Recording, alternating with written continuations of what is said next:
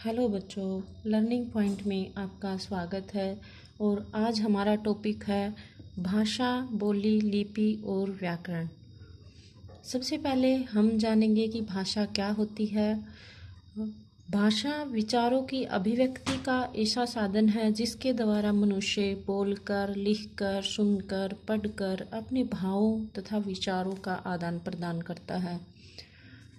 इसमें क्या बताया, अभिव्यक्ति यानी अपने विचारों को व्यक्त करने का ऐसा साधन जिसके द्वारा मनुष्य अपने विचार दूसरों के सामने प्रकट करता है और दूसरा उन विचारों को सुनता या ग्रहण करता है और समझता है। उसको हम क्या कहते हैं, भाषा कहते हैं। फिर हमारा आता है, नेक्स्ट क्वेश्चन आता है हमारा, भाषा के प्रकार। भाषा मेन मुख्य रूप से हमारी 3 प्रकार की होती है। पहला है मुख से बोली जाने वाली मौखिक भाषा, जो हम मुख से बोलते हैं वो उसको हम बोलते हैं मौखिक भाषा। दूसरा है लिखकर व्यक्त की जाने वाली जो होती है उसको लिखित भाषा बोलते हैं। और तीसरा है संकेत के द्वारा समझाई जाने वाली सांकेतिक भाषा। अब हम इसको आगे डिफाइन करेंगे। पहला आता है मौखिक भाषा। मौखिक भाषा किसे कहते हैं? यह भाषा का वह रूप होता है जिसमें वक्ता बोलकर अपने विचार प्रकट करता है तथा श्रोता सुनकर उन्हें समझता है। इसमें सुनना और बोलना कौशल का विकास होता है।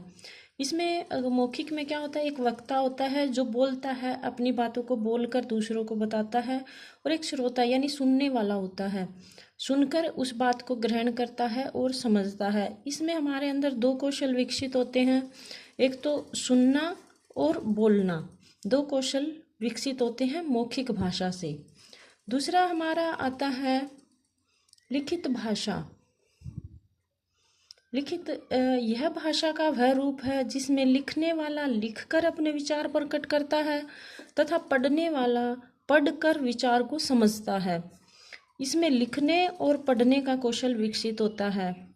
जैसे मैं आपको लिखकर और पढ़कर सुना रही हूँ, समझा रही हूँ, ये लिखित भाषा है।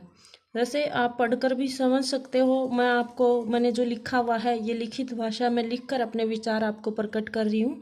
लिखकर इसमें 2 कौशल विकसित होते हैं, एक तो लिखने का कौशल विकसित होता है, दूसरा पढ़ने का कौशल विकसित होता है।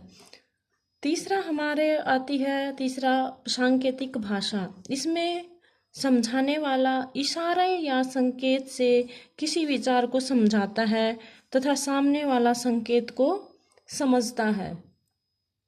ये सांकेतिक भाषा होती है। इसमें जैसे कोई सुन नहीं सकता या कोई बोल नहीं सकता, इशारों में इसके द्वारा समझाया जाता है। इसको हम संकेत के जरिए हम समझाते हैं, इसको सांकेतिक भाषा बोलते हैं। तो ये था आज का हमारा टॉपिक, भाषा, बोली, लिपि और व्याकरण। इसमें से हमने केवल भाषा का टॉपिक कवर किया है।